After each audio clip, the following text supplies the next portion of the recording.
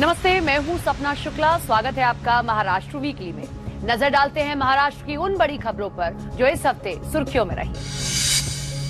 Nagpur book festival 2025 के तहत मुख्यमंत्री देवेंद्र फडणवीस ने जीरो माइल लिटरेचर फेस्टिवल का शुभारंभ किया। रेशमी बाग में आयोजित इस कार्यक्रम में 300 से ज्यादा प्रकाशकों की लाखों किताबें प्रदर्शित की गई हैं। मुख्यमंत्री ने कहा कि ये महोत्सव युवाओं को किताबों और भारतीय साहित्यिक धरोहर से जोड़ने का प्रयास है। फेस्टिवल में लेखन कार्यशालाएं, विचार विमर्श सत्र और प्रतिष्ठित साहित्यकारों की उपस्थिति उत्सव को खास बना रही है।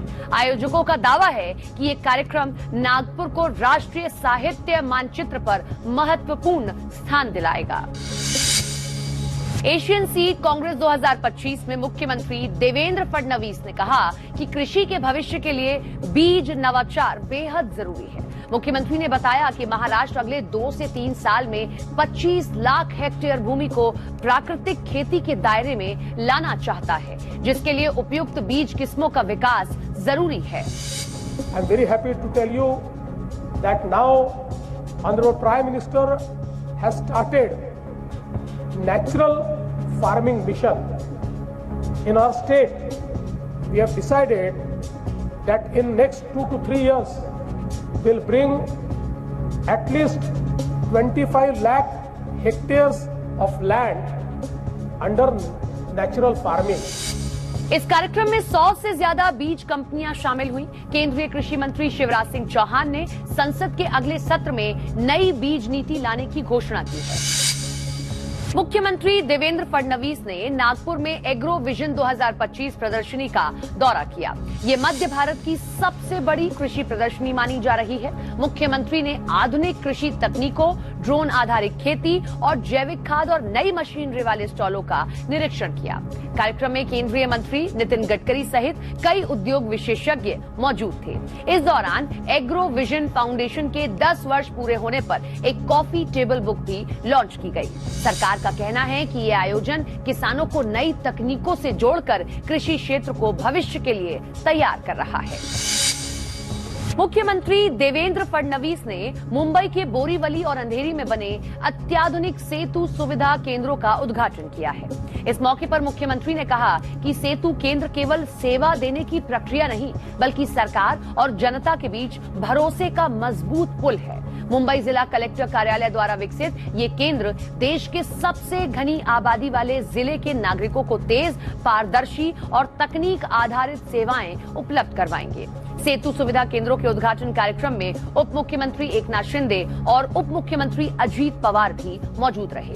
सरकार का दावा है कि इन केंद्रों से सेवाओं की डिलीवरी पहले से अधिक सुगम होगी। मुंबई के गोरेगांव इलाके में सुविधा केयर सेंटर का दूसरा केंद्र शुरू हो गया है। कम आय वर्ग को स्वच्छ, सुरक्षित और किफायती स्वच्छता सुविधाएं उपलब्ध कराने वाला ये केंद्र मुख्यमंत्री देवेंद्र फडणवीस की संकल्पना पर आधारित है। इस परियोजना में बीएमसी, हिंदुस्तान यूनिलीवर, एचएसबीसी और जेएसडब्ल्यू फाउंडेशन साझेदार है। शहर में अभी 23 केंद्र संचालित हैं, जिनसे लाखों लोग लाभ ले रहे हैं। इस पहल से संक्रमण में 50% तक कमी आई है और मॉडल आर्थिक रूप से आत्मनिर्भर भी बन रहा है। मुंबई के बांद्रा स्थित जियो वर्ल्ड गार्डन में 6 और 7 दिसंबर को ग्लोबल यूथ फेस्टिवल का आयोजन किया जाएगा। खेल और युवा कल्याण विभाग के साथ श्रीमद राजचंद्र मिशन के संयुक्त आयोजन में देश भर से 10,000 से ज्यादा युवा शामिल होंगे।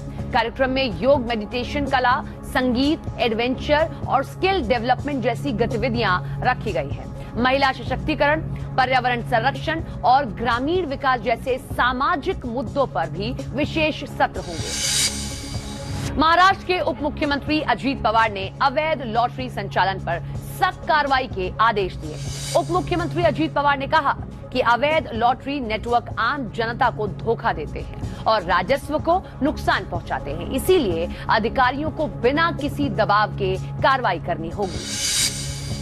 महाराष्ट्र वीकली में इस सप्ताह इतना ही। राज्य की संस्कृति और विकास से जुड़ी महत्वपूर्ण खबरें हम आप तक लगातार पहुंचाते रहेंगे। अगले हफ्ते देखना ना भूलिए महाराष्ट्र वीकली।